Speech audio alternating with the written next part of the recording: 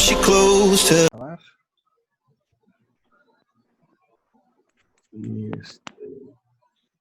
Y bueno, ahí está.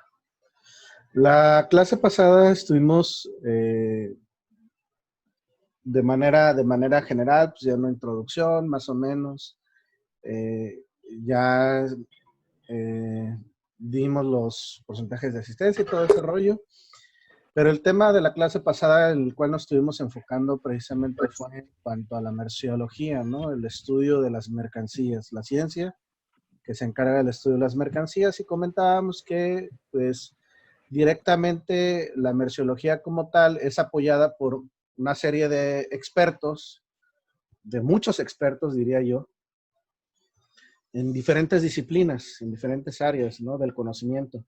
Y que estos expertos precisamente se han dedicado mucha parte de su tiempo y de su vida a apoyar en la determinación y ubicación de la clasificación de los diferentes productos. Decíamos que los productos pueden ser productos que están directamente en la naturaleza, y rápidamente los principales reinos: reino animal, reino vegetal, reino mineral, ¿no? Desconozco si exista otro reino que a lo mejor yo no lo vi en la primaria o en la secundaria, y si ustedes lo vieron, pues con todo gusto me lo hacen saber. Pero básicamente, o los que yo conozco, o los que la gran mayoría conocemos, reino animal, reino vegetal y reino mineral, esos productos directamente son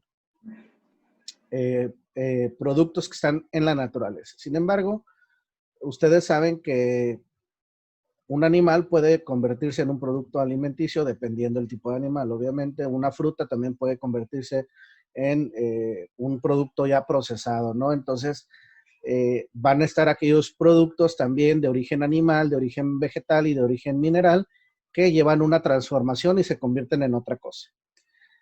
Y por último están los más sofisticados, bueno, los más sofisticados, que son los productos ya elaborados por la mano del hombre, ¿no? Por el ser humano. Productos tecnológicos, químicos y otras cosas, ¿no?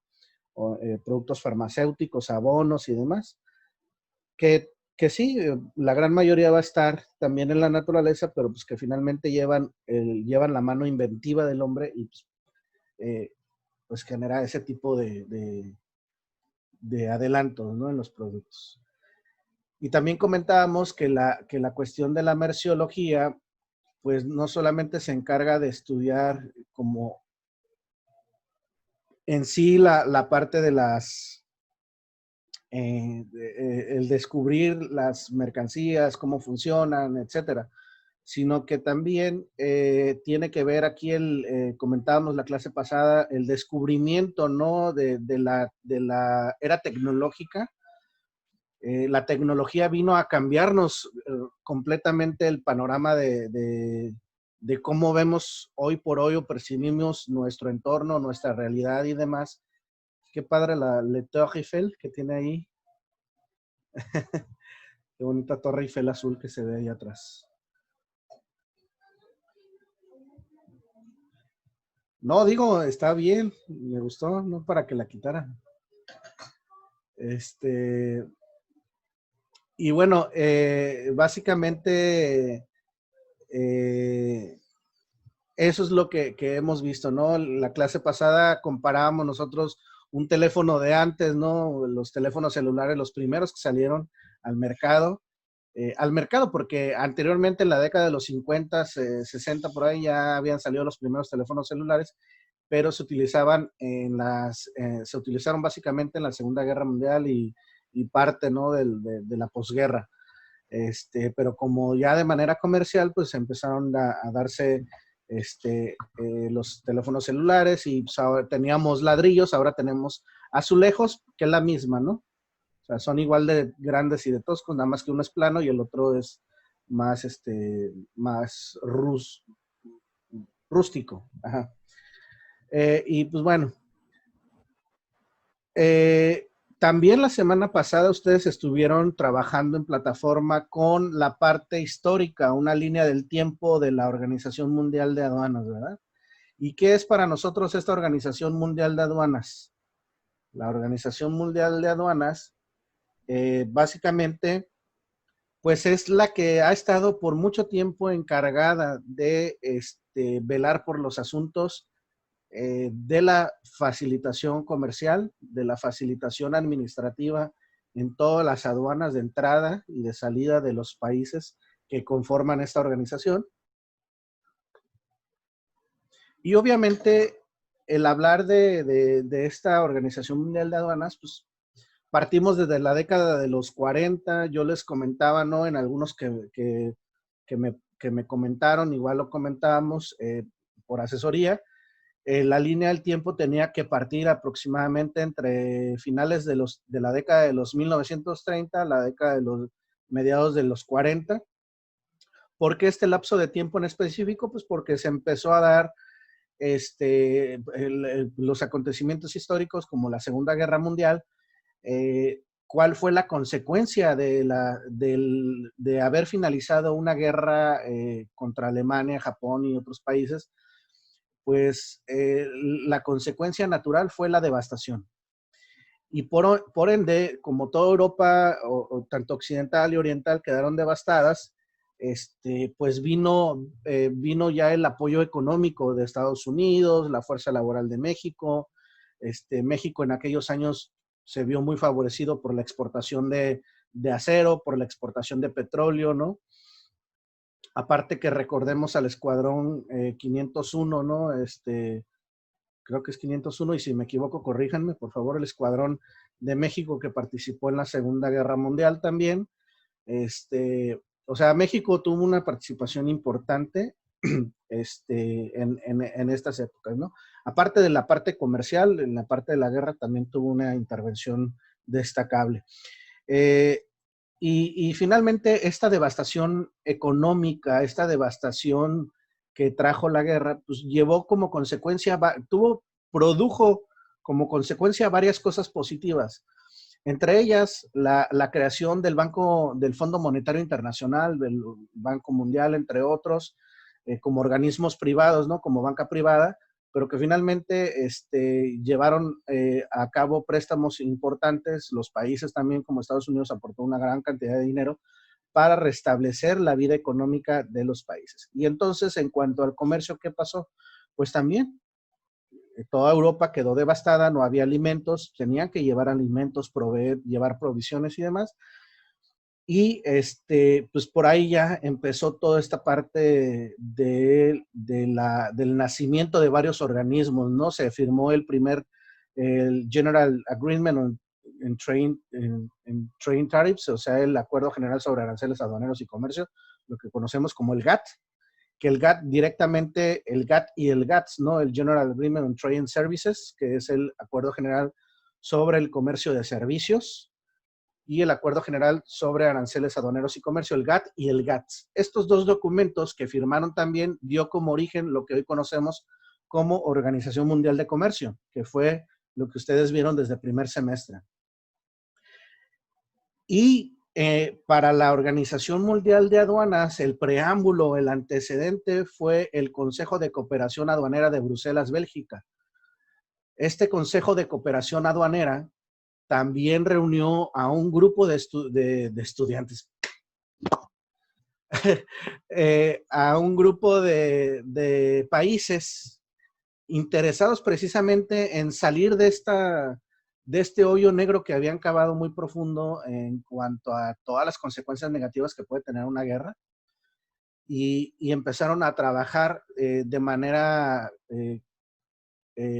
común, de manera organizada y demás, para crear lo que hoy conocemos como la Organización Mundial de Aduanas, que inició con el Consejo de Cooperación Aduanera de Bruselas. Se le llama así de Bruselas porque fue firmado en Bruselas, Bélgica, ¿no? Entonces, el sistema armonizado como tal es producto de esa unión de la Organización Mundial de Aduanas. Pues este sistema, comentábamos la clase anterior, perdón, que viene a ser una especie de idioma. Ahorita más adelante vamos a tomar ese tema, ¿no? Pero este sistema armonizado se llama el sistema que hoy por hoy manejamos, se llama Sistema Armonizado de Asignación y Codificación de Mercancías. En términos coloquiales le vamos a decir sistema armonizado o en sus abreviaciones en inglés HS, que es Harmonized System. Este sistema es una nomenclatura internacional de productos que fue desarrollada por la propia OMA, por los países integrantes de la OMA, y comprende alrededor de 5,000 grupos de productos básicos dispuestos en una estructura legal y lógica para una clasificación uniforme. Más del 98% de las mercancías en comercio internacional se clasifican en términos de este sistema. Pero previo a este sistema, ¿qué es lo que pasó? ¿Cuál es el antecedente de esto? Pues bueno, en el caso de México, muy particularmente, también tenemos una línea del tiempo. México, antes de entrar a la onda esta del sistema armonizado de la propia Organización Mundial de Aduanas, México ya tenía su propia tarifa, una tarifa interna, ¿no? Bajo los entendimientos y criterios normativos del México anterior a la década de los 30.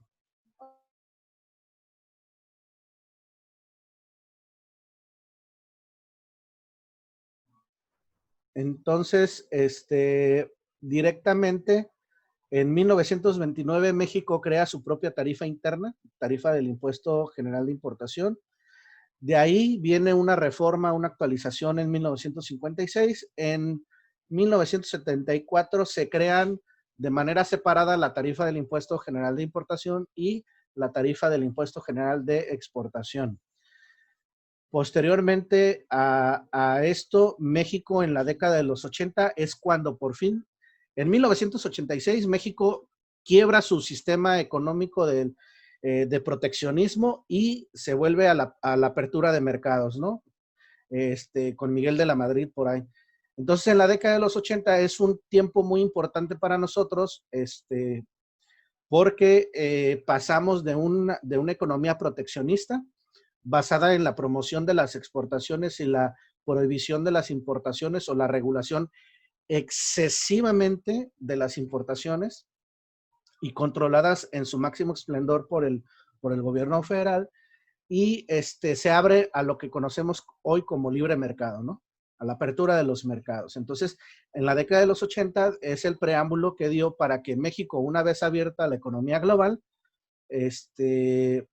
reformara también su propia tarifa del Impuesto General de Importación y su tarifa del Impuesto General de Exportación, adoptando el sistema armonizado creado en la Organización Mundial de Aduanas, ¿sí? El sistema armonizado de asignación y codificación de mercancías. México lo arropa, y tiene sus dos tarifas, pero bajo el esquema de la tarifa del sistema armonizado de asignación y codificación de mercancías, ¿no? Para 1995 tiene otra actualización. Y en 2002 es una fecha también muy importante porque el Senado de la República, la Cámara de Senadores y Diputados, consideran que no es necesario que existan dos tarifas separadas y lo que hacen es que unifican una sola ley, y es la ley la que conocemos hoy en día, ¿no? Que es la ley del Impuesto General de Importación y Exportación. Más adelante vamos a ver un poquito la estructura de esta ley, que está muy larga la estructura, o sea, es muy larga la ley, pero la estructura es muy chiquita, muy pequeña, ¿no? Vamos a ver esa parte. En 2007 se viene reformas también a la tarifa del Impuesto General de Importación o a la ley, y también pues, ya año con año se van reformando, se van haciendo actualizaciones y demás. Comentábamos, ¿cuál es el objetivo de tener una fracción arancelaria de un teléfono antiquísimo si ya no lo usamos? Entonces, esa codificación o ese código alfanumérico que se creó para ese teléfono antiguo, hoy por hoy ya no se usa. Por lo tanto, tenemos una fracción o un código nuevo para productos de alta tecnología como es el que tenemos ahora, ¿no? Y aquellos productos que desafortunadamente ya no se usan o desaparecieron del mercado, pues obviamente que esos códigos alfanuméricos o esas fracciones, como las conocemos, tienden a desaparecer también, ¿no? Y es precisamente por eso que pues, año con año ya se viene esta parte de los cambios. Y en el caso del 2017, pues fue la última fecha que tuvimos antes a este año, tuvimos la última reforma y actualización, pero a partir del 2017 entramos en un proceso de actualización y hoy por hoy ya con certeza les puedo decir que el 5 de enero del 2021 ya entramos con la nueva actualización de la tarifa. Se le hizo la sexta enmienda, o sea, la sexta enmienda de la OMA se le adaptó ya a la tarifa del impuesto general de importación y a la ley del impuesto, y vamos a ver de qué se trata eso. Ahorita les voy a, bueno, más adelante si nos alcanza el tiempo lo vamos a ver, ¿no? Sí, y bueno, esto es en el caso de México. A nivel internacional comentábamos esto, ¿no? Del sistema. Pero este sistema armonizado de designación y codificación de mercancías también tuvo que pasar por un proceso de creación y de ajuste antes de llegar a esto. Existían varios sistemas de clasificación. Entonces, ¿cuáles eran esos sistemas de clasificación? Pues el sistema armonizado tuvo su origen en lo que nosotros conocemos como NAF, que es la nomenclatura arancelaria de Bruselas. Convenientemente, hablando de la nomenclatura arancelaria de Bruselas, pues Bruselas, Bélgica, fue el epicentro de todas las reuniones y todos los acuerdos que se dieron en materia aduanera, ¿no? Por eso se llama Consejo General de Cooperación Aduanera de Bruselas, porque en Bruselas, Bélgica, fue donde se llevaron esas reuniones y esos trabajos, y en 1955 fue donde nace la primer nomenclatura de aranceles aduaneros llevados por el propio Consejo de Cooperación Aduanera. En el 55, donde las mercancías se clasificaban principalmente a partir de las materias primas y su grado de elaboración, nada más. Entonces, este fue el primero, y si se dan cuenta, es posterior a la Segunda Guerra Mundial. La Segunda Guerra Mundial empezó, si no mal recuerdo, a finales de los 30 y terminó entre finales de la década de 1944, principios de 1945, más o menos. Entonces, ¿cuánto tiempo tuvo que haber pasado? 10 años prácticamente para que se creara esta nomenclatura inicial, ¿no? Que fue con la que empezaron a dar un orden, una lógica de, a ver, vamos a ponernos de acuerdo porque tenemos varios sistemas alrededor del mundo que están, cada quien le da su propia clasificación a los productos, y pues eso lo que hace es que, si aquí en México, chicos, bueno, no sé si ya lo notaron, pero yo no soy de aquí. ¿Alguien tiene sospechas de dónde soy? A ver, Edith, ¿de dónde cree que soy? Del sur. No, yo soy de Jaguaripa.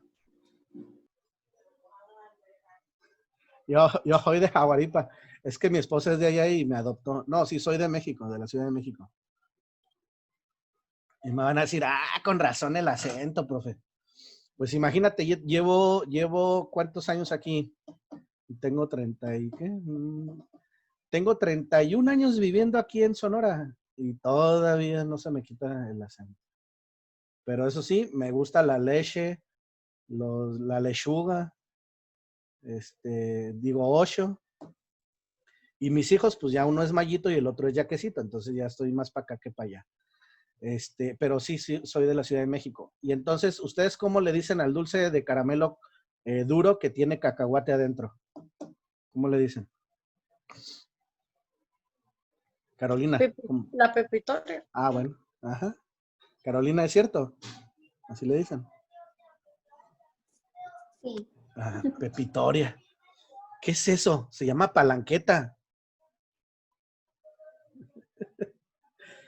Entonces, imagínate. ¿Cómo? Si, palanqueta.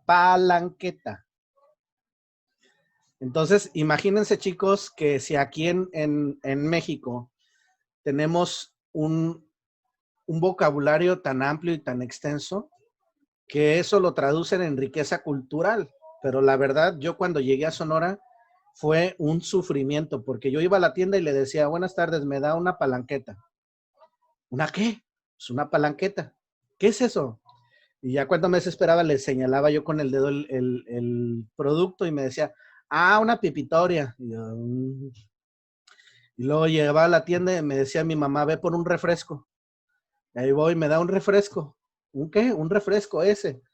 Ah, es una soda. Y llegaba yo a mi casa y le decía, aquí está tu soda. No, que me ponían, pero fino, ¿no? Entonces, si aquí en nuestro propio país, en diferentes regiones, tenemos ese problema de comunicación por simplemente los modismos, o más que modismos, los regionalismos.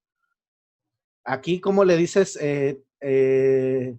a alguien que le estás tirando una piedra? Te voy a tirar pedradas o algo así, ¿no? Llegas a Hermosillo simplemente y te dicen, te voy a tirar un peñascazo. O sea, es algo completamente, eh, la verdad, difícil, ¿no? Ahora imagínate si estando en tu propio país es difícil en ocasiones por no entender, por decir, ay, qué huila estoy, y de repente llegas y otros se ríen y se empiezan a burlar de ti porque pues en huila, en otros lugares de México, pues es otra cosa, ¿eh? Chica de la vida galante. Entonces, Huilo también, ¿no? Entonces, básicamente ese es el problema que teníamos a nivel internacional, ya es agarrando esta analogía de los regionalismos, pasándola acá a esta parte, pues la analogía es esa, que tenemos diferentes idiomas y cómo hacer posible, o diferentes sistemas, cómo entender o facilitar el comercio, ¿no? Entonces, la nomenclatura arancelaria de Bruselas, los principales criterios para estructurar la nomenclatura aduanera del Consejo de Cooperación fue que crearon una codificación a nivel de 4 dígitos. Eso les ayudó a generar simplicidad, o sea, hacer más simple todo el entendimiento de qué producto se está refiriendo. Y en 1974 la nomenclatura pasó a llamarse nomenclatura del Consejo de Cooperación Aduanera. O sea, ya no se llamaba NAP, sino NSCA. Y en el 78 se incorporaron 1083 partidas. Bueno, también, déjenme ver por qué se me movió esto aquí tantito. Porque,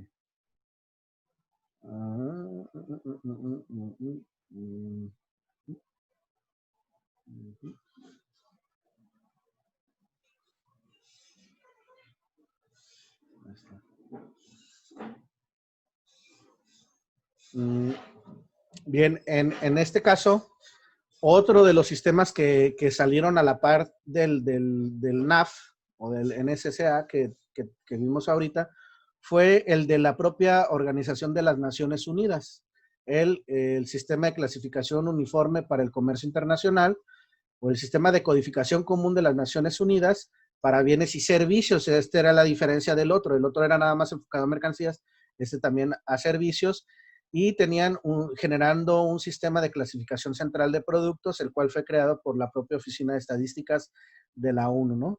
Este sistema es uno de los pocos sistemas de codificación que abarcan también servicios.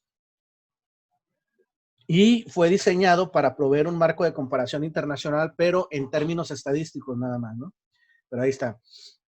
Entonces, nosotros al entrar a la división de estadística de las Naciones Unidas, tenemos aquí precisamente la estructura de clasificación de los diferentes productos. Por ejemplo, tenemos el capítulo 0, alimentos y animales vivos, el capítulo 1, bebidas y tabaco, tenemos materiales crudos, indelebles, excepto gasolinas, fluidos minerales, lubricantes y materiales relacionados, aceites animales y vegetales, grasas y no sé qué más, productos químicos y productos relacionados a la química, productos manufacturados clasificados principalmente por su material, maquinaria y equipo de transporte, artículos miscelánea, o sea, miscelánea, productos misceláneos,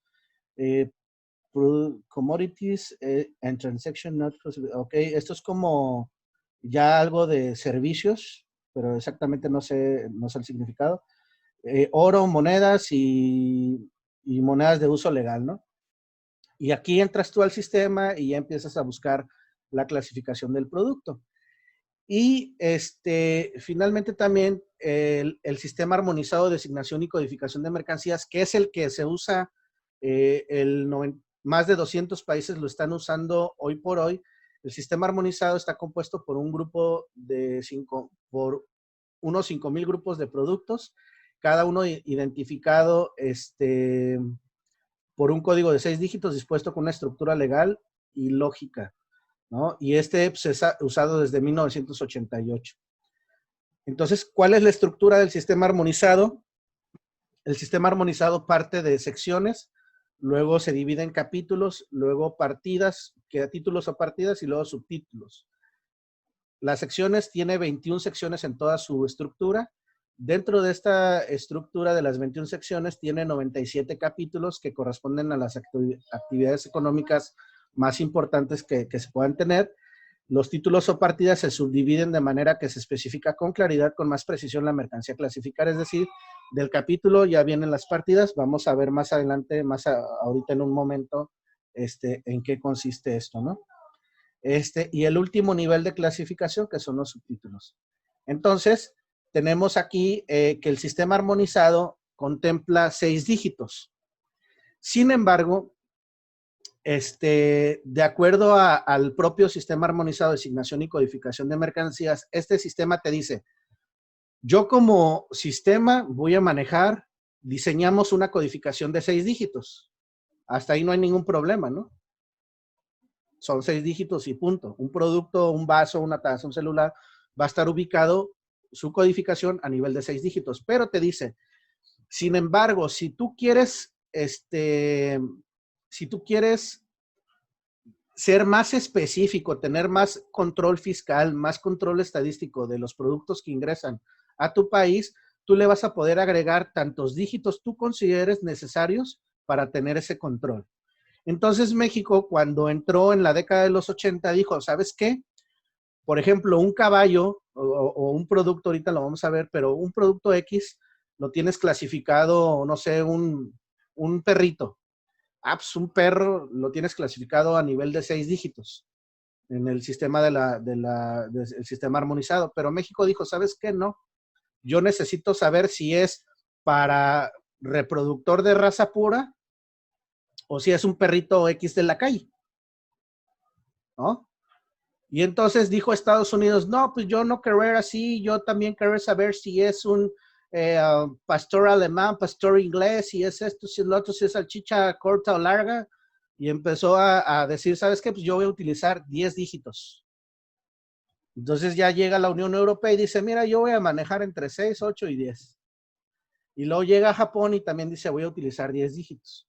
Entonces cada país tiene la libertad de ampliar su codificación siempre y cuando no sean menores a 6 dígitos. Entonces, fíjense aquí, en el caso de México, tenemos la fracción arancelaria o el código de 8 dígitos, pero tenemos los primeros 6, 220421. ¿Sí? El sistema armonizado maneja 220421, aquí está. Y México le agregó 2101, 2102, 2103. ¿Por qué? Pues porque está diferenciando a lo mejor cierto tipo de vinos. Pero si ustedes también se pueden percatar aquí en el caso de las... En el caso de Estados Unidos, también son 2000, 3000 y 5005. Y de la Unión Europea, 06, 11 y 12. ¿Cuál es el común denominador de los 3 países? El 0. ¿Cuál 0? El 01, 02, 03, así. A ver, ¿qué es un común denominador? Cuestiones de matemáticas de primaria. 2204. Los 6 números. 21.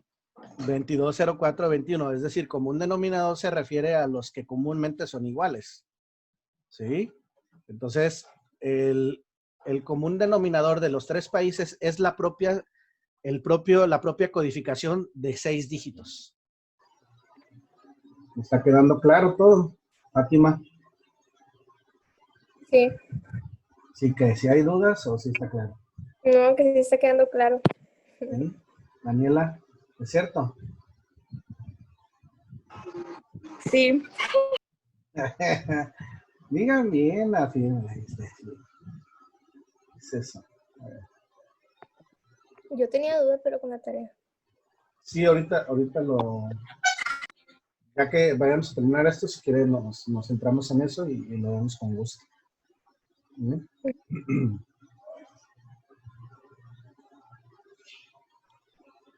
Diego, ¿alguna duda? No. Ajá, ¿todo bien? ¿Seguro? Sí. A ver, explíqueme.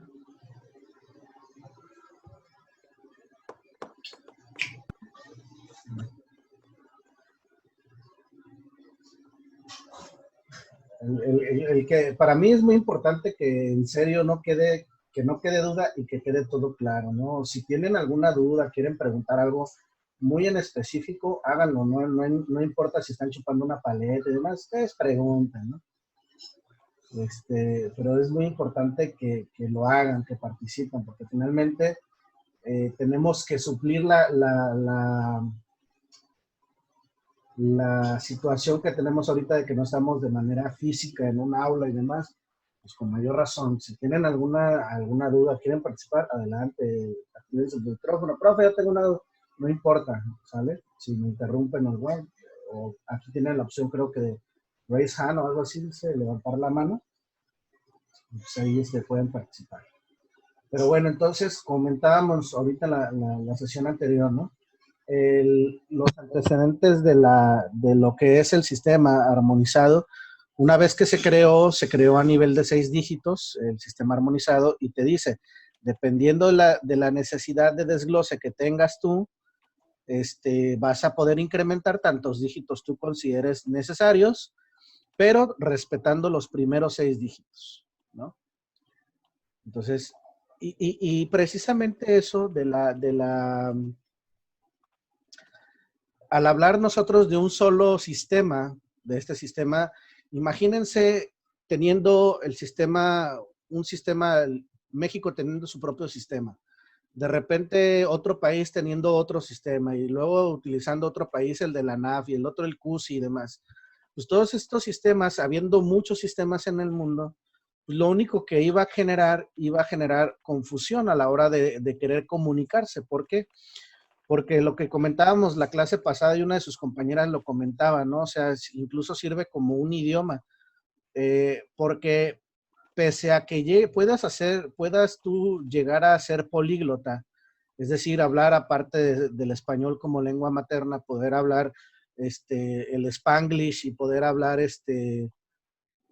otro idioma como francés, japonés y demás, si tienes esa capacidad, pero finalmente es muy difícil y la realidad es que no todas las personas hablan varios idiomas.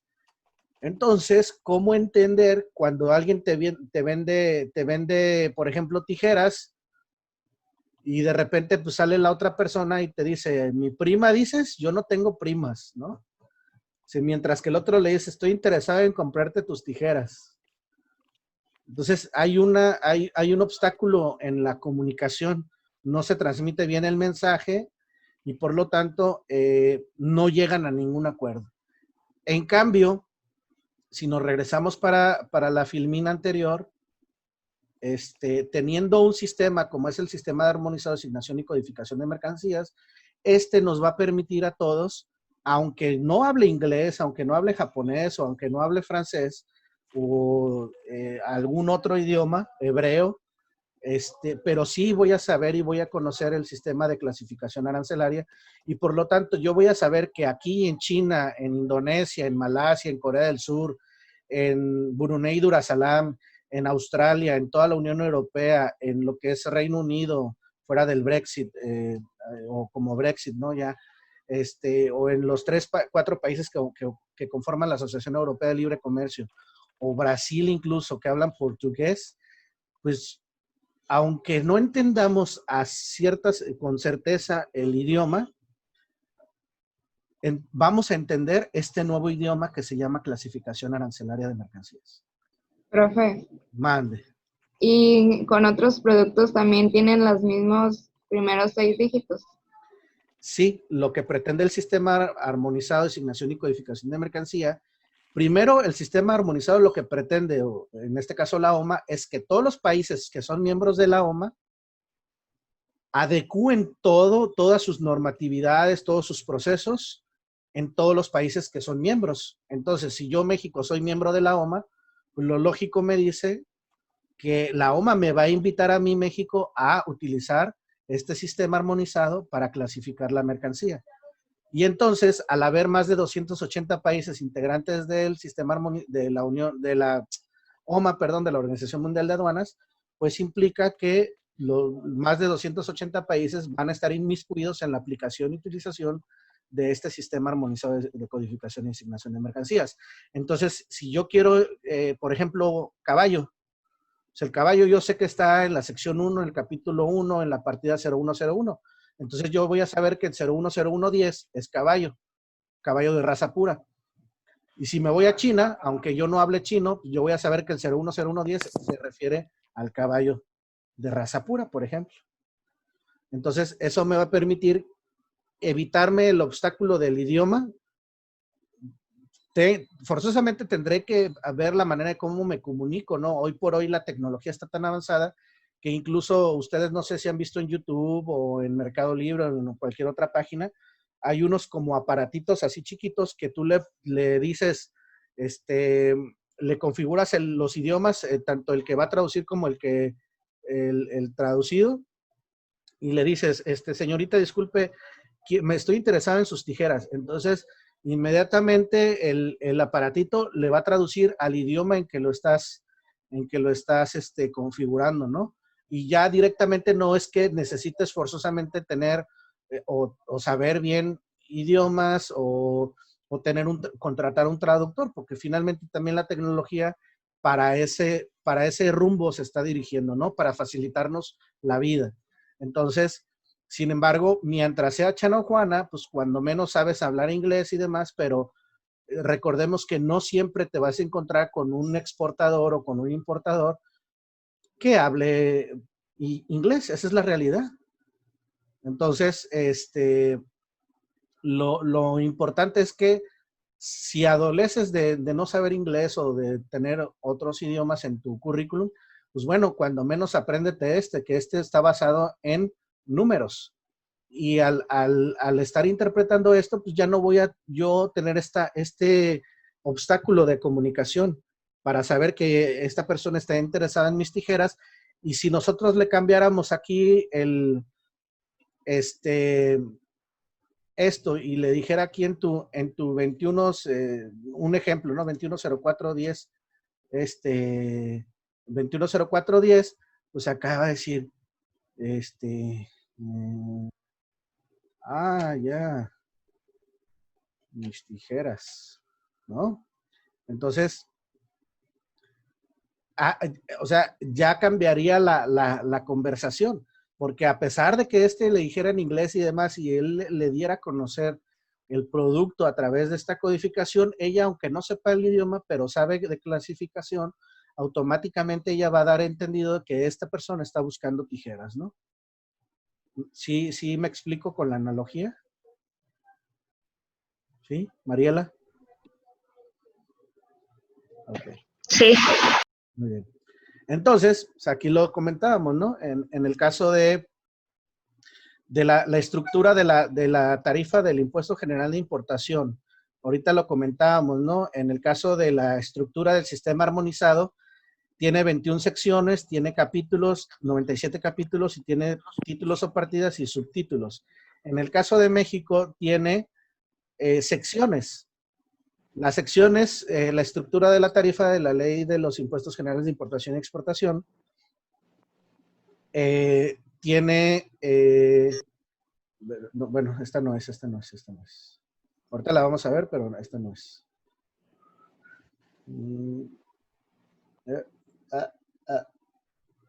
Aquí está, ¿no? Es la ley, perdón, más larga, más extensa en cuanto a contenido, pero en cuanto a estructura es la ley más corta de todas porque solamente tiene 2 artículos. En el primer artículo nosotros vamos a encontrar el artículo 1, va a ser la propia tarifa, la tarifa de los impuestos generales de importación y exportación. Ese es el artículo 1. Y el artículo 1 contempla esta tarifa que se divide en 22 secciones. no 21 secciones como el sistema armonizado, le agregamos una más. Y como el sistema armonizado contempla 97 capítulos, la tarifa contempla 98 capítulos en toda su tarifa. Entonces, por ejemplo, la primera sección que tenemos aquí, que se llama Animales Vivos y Productos del Reino Animal, contempla dentro de los 98 capítulos, los primeros 5 están distribuidos en la sección 1. Desde Animales Vivos, capítulo 2, Productos, carnes y despojos comestibles, capítulo 3, todo lo relacionado a pescados, mariscos, moluscos, invertebrados acuáticos. Lo tenemos el capítulo 4, donde encontramos productos lácteos, huevos de ave, miel de abeja, etcétera. Y tenemos también el capítulo 5, los demás productos de origen animal no expresados ni comprendidos en otra parte, es decir, los EMOS, que comentábamos la clase pasada, ¿no? Sección 2, tenemos la sección 3, grasas y productos de origen animal o vegetal, grasas, aceites, animales o vegetales, perdón, y demás, ¿no? Y así sucesivamente, conforme vamos avanzando en esta tarifa, vamos encontrando productos, sí, de origen animal, pero productos ya procesados, más elaborados, más tecnificados, ¿no? Aquí tenemos esto que se ve aquí, estas perlitas negras, pues el caviar, ¿no? La hueva de pescado. Pero también podemos tener las huevas de hormiga, que eso también es un platillo muy, muy caro aquí en México. No recuerdo cómo se llama el huevo de hormiga o la hueva de hormiga, ¿cómo se llama? Escamoles. Entonces también se venden en la misma presentación, así o en, y guácala, profe, pero ¿cómo eso? Pues sí, o sea, son platillos y son comida, ¿no? Al final. Y nos vamos también con otro tipo de productos, ya entramos aquí a productos como productos químicos, farmacéuticos y demás. Tenemos también la sección 7, plásticos, pieles, maderas, pastas de maderas, materias textiles y sus manufacturas, todo lo que tenemos de vestido, ¿no? Las servilletas, toallas, manteles para mesa, todo eso ya entra dentro de la sección 11. 12, calzados, sombreros y demás, manufacturas de piedra, perlas. Todos los automóviles entran aquí en la sección 17, material de transporte. Y pues finalmente tenemos la sección 22, que son operaciones especiales. Y dentro de las operaciones especiales tenemos el capítulo adicional al que maneja el sistema armonizado, que es el capítulo 98, que también se llama operaciones especiales. Y esto básicamente son para operaciones que tienen que ver mucho con la industria maquiladora. Por ahí va, ¿no? Entonces, el segundo artículo que tenemos aquí dentro de la tarifa, ya decíamos nosotros que el artículo número 1 es toda la tarifa, con todas las 22 secciones. Por eso es que si ustedes descargan el documento, o sea, la propia LIGI, les va a salir un documento de más de 1000 hojas, porque viene toda la tarifa, el artículo 1, y el artículo 2 ya son las reglas generales y las reglas complementarias. Las reglas generales son 6, que las reglas generales nos van a dar el procedimiento legal para clasificar. Es decir, no porque yo vea un numerito X, una codificación X, pues mi número de la suerte es el 6, y todo lo voy a clasificar en que termine en 6 o que empiece con 6, ¿no? Entonces, 65, 47, 26. Y todo lo quiero clasificar en algo que comience con 6. Pues con la pena, déjame decirte, no te vas a poder basar en tus números de la suerte, ni en tu onomástico, ni en tu número de cumpleaños. Y tampoco le vas a hacer así, de tin, marín, dedo, pingüe, cucaramácara, títere, fue. ¿Por qué? Porque hay un proceso legal. Y al haber un proceso legal, implica dos cosas. Primero, que me va a dar la pauta para ubicar el producto y me va a dar la pauta para determinar el arancel que yo voy a pagar. Ya veíamos los conceptos de aranceles y los tipos de aranceles la clase pasada, ¿se acuerdan? Arancel ad valorem, arancel específico y arancel mixto. Pero más allá, en otros temas que vamos a ver, que van a ver ustedes el próximo semestre, en cuarto semestre, primero Dios, esperemos que ya estemos en las aulas, ¿verdad? Para ya poderles aventar el borrador y sacarlos de la clase. No, no es cierto. Para saludarlos en persona, estrecharles su mano y decirles, venga esa mano, amiga. Pues directamente, yo esperando que ya estemos en la UES, el siguiente semestre vamos a ver cuáles son las consecuencias de no declarar bien los impuestos que nos sacan aquí.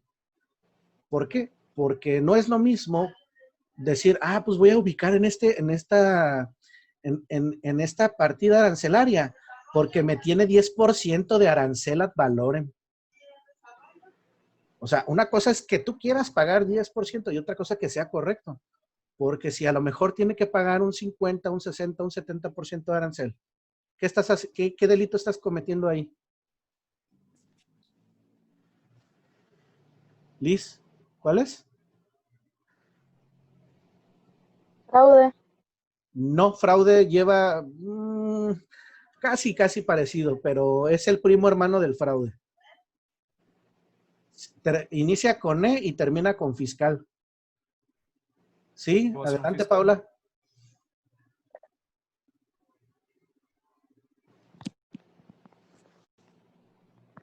Ya lo dije, profe, ya lo dije. A ver, dígalo.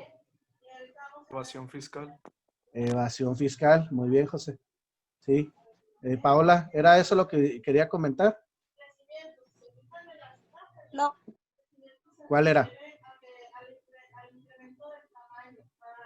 Corrupción. No. Directamente la corrupción es un acto diferente que va más allá de tiene que ver un comportamiento bilateral. Bilateral, es decir, entre dos personas. ¿Sí? O sea, yo propongo algo y el otro lo acepta. Y entonces es un acto ilícito que se vuelve corrupción, pero bajo el escrutinio de que tiene que ser aceptado una persona oferente y la otra que acepte esa oferta, ¿no? Esa transacción, ¿no? Entonces sí sería corrupción, pero en este caso no. Te estoy diciendo que yo personalmente estoy tomando la decisión de no pagar el 70%, sino que deliberadamente yo agarré una fracción, una codificación X, porque me está dando el 10%. Entonces, eso, comentábamos ahorita, su compañero bien lo dijo, empieza con E y termina con fiscal, significa evasión fiscal. Y la evasión fiscal, saben que de acuerdo al Código Fiscal de la Federación, en el artículo del artículo 92 al 104 del Código, se tipifica la evasión fiscal o el no pago de impuestos y cuotas compensatorias de importación y exportación, se considera como delito de contrabando. Y el contrabando es un delito grave con pena de cárcel de 3 a 9 años. Entonces, da lo mismo si tú te traes armas, si te traes drogas de contrabando, que si traes mercancía, iPads, iPhones, celulares, ropa, etcétera, y te la traes de contrabando o pagas menores impuestos de los que normalmente debes de pagar. Y eso se puede llegar a tipificar como contrabando. Entonces partimos, la esfera de la competencia de la aduana sale y te vas a la FGR. O sea, ya son delitos mayores, ¿no? Entonces, el clasificar, no crean que, como les digo, no es que, este es mi número de la suerte y ahí lo voy a poner, o este se parece, o este me da menos impuesto, pues voy a agarrar este. No, señor. Para eso, nosotros vamos a estudiar, vamos a aprender este tema de las reglas generales y las reglas complementarias. Las reglas generales me van a dar el procedimiento legal para poder clasificar de manera correcta un producto que voy a traer yo al país o que pretendo sustraer del país hacia el extranjero. Entonces no es como dicen los españoles, no es moco de pavo, no es cualquier cosa, no es tan simple, no es tan sencillo. Y aquellos que se quieran pasar por el arco del triunfo de esta materia y que quieran ejercer posteriormente esta carrera y esta profesión en específico, clasificador de mercancías, si no ponen atención en esto, olvídense, van a estar perdidísimos. Entonces, pues básicamente es la importancia. Ahora, también, ¿cuál es la importancia de clasificar? Pues también tiene su parte positiva. Y te digo porque ha pasado en otros lugares y con otros egresados y conmigo también ha pasado. Supongamos que tú ya acabas de egresar.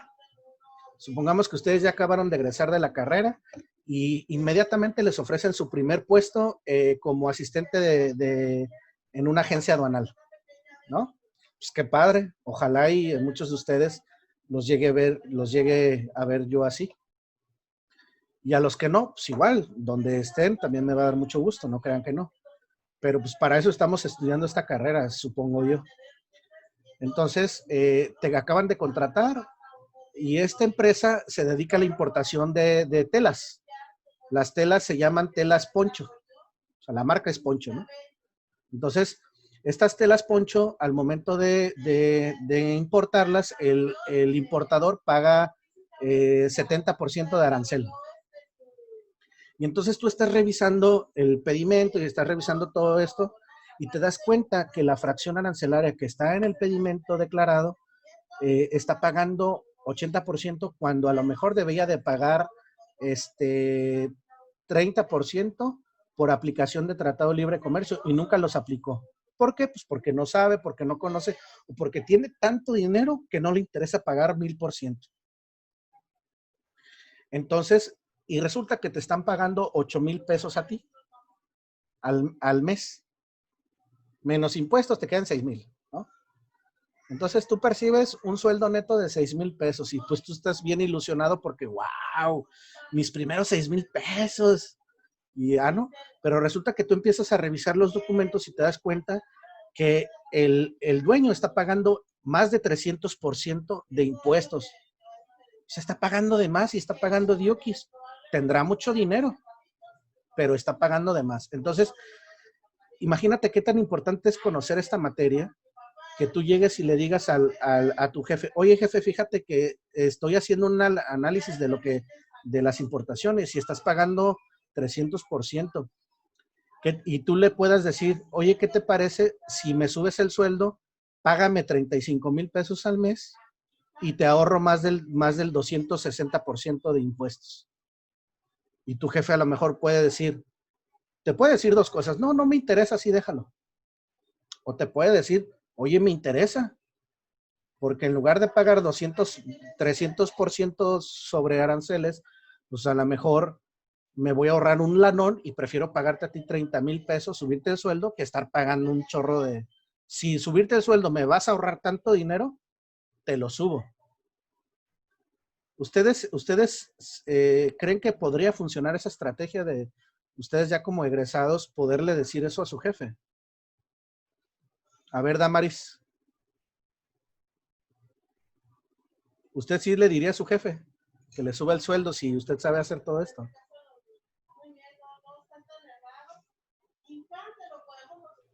Pues si yo sé hacerlo y tengo pues toda la experiencia para poder hacer el trabajo bien sin que tenga un problema, pues sí le podría decir que me pudiera subir el sueldo, pero mientras no sepa, pues no.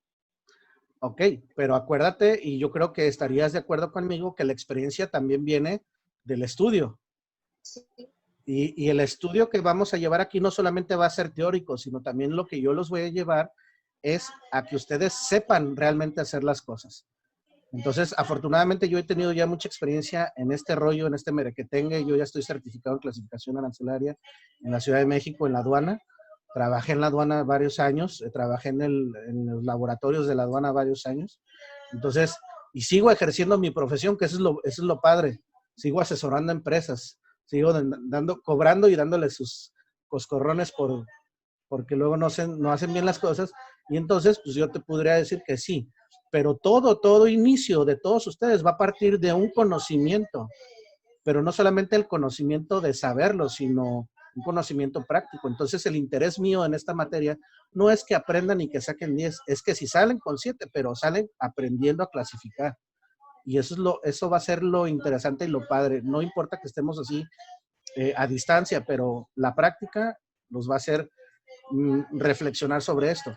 Pero aquí la cuestión es que es cierto, para que tú puedas proponer algo así, ese aumento de sueldo a tu jefe, es porque tú estás súper seguro de que sabes hacer las cosas y que estás seguro de lo que estás diciendo. Pero vaya, para eso es nuestra preparación profesional, a eso se dedican los estudios universitarios, ¿no? Entonces, pues, imagínate qué tan importante es para los licenciados en comercio internacional saber al pie de la letra bien esta materia de clasificación arancelaria. Ahora, si no la dominas, pues prepárate para una multa, prepárate para que te corran de tu trabajo o prepárate para ir a la cárcel. Así de simple y así de sencillo.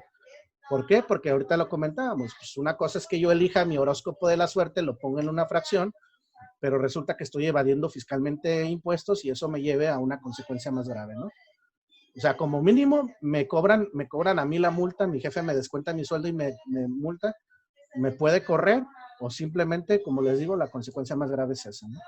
Entonces, la intención mía es que ustedes incluso lleguen a superar lo que yo sé. Si me doy por bien servido de que ustedes aprendan esto, créanme que yo me voy a sentir satisfecho con el trabajo. Bien, para el día de mañana, bueno, para el día de mañana, más al rato les voy a enviar las reglas generales para que las tengan. Si las pueden imprimir, imprímanlas para que las tengan porque las van a tener que estar subrayando. Yo les voy a sugerir que incluso vayan anotando todo lo que vamos viendo, pero les voy a mandar las reglas generales que vamos a estar trabajando en las próximas sesiones y aquí la vamos a dejar para ahorita. ¿Ok? Me comentaba alguno de ustedes que tenía duda acerca de la tarea, ¿verdad? A ver, coméntenme.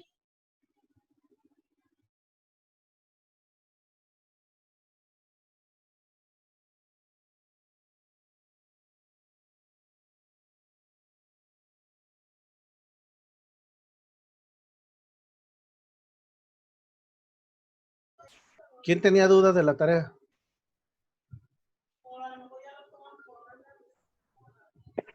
Yo le dije que explicara Ajá, a ver, pero ¿qué duda tiene? A ver. que es el cuadro comparativo y vienen un montón de países como unos 163 por ahí. Ah, ok. Lo que vas a hacer en el cuadro comparativo, déjame. Ay, me salí, espérame. Básicamente es esto rápido, ¿no?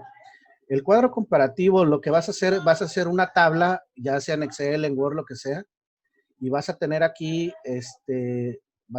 los países, vas a tener aquí las tres organismos internacionales que te está haciendo referencia, que creo que es la OMA, la ONU y la OMC.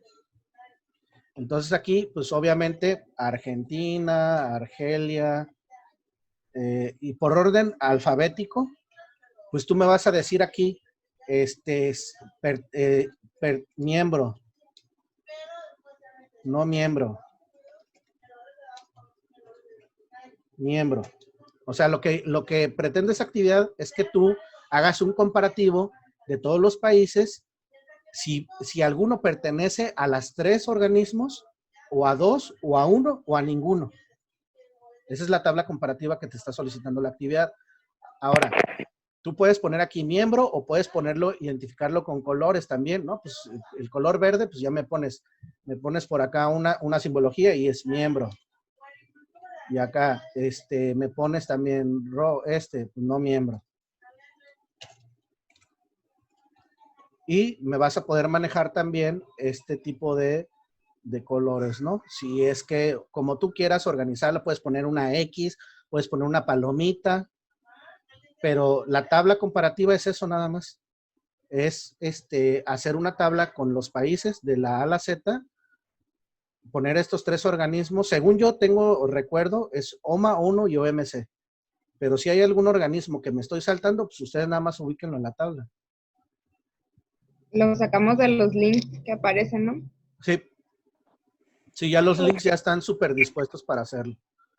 Y por favor, hablando de la tarea, algunos ya les empecé a revisar la primera actividad y les estoy bajando la calificación por el simple y sencillo hecho de que no le ponen portada. Sea que sea que el trabajo lo hagan a mano y me manden la fotografía que hicieron el trabajo a mano, pueden hacer una portada a mano, pero háganla. Ya los quiero ver yo leyendo un libro que no tenga portada, qué flojera me va a dar leer el libro porque ni siquiera sé de qué trata, ¿no? Entonces, les hago ahí puntuales observaciones respecto a eso. Tienen que hacer la referencia y tienen que citar sus trabajos también conforme a APA. A muchos les estoy poniendo incluso un video tutorial que yo hice enseñándoles cómo hacer la cita y cómo elaborar la referencia.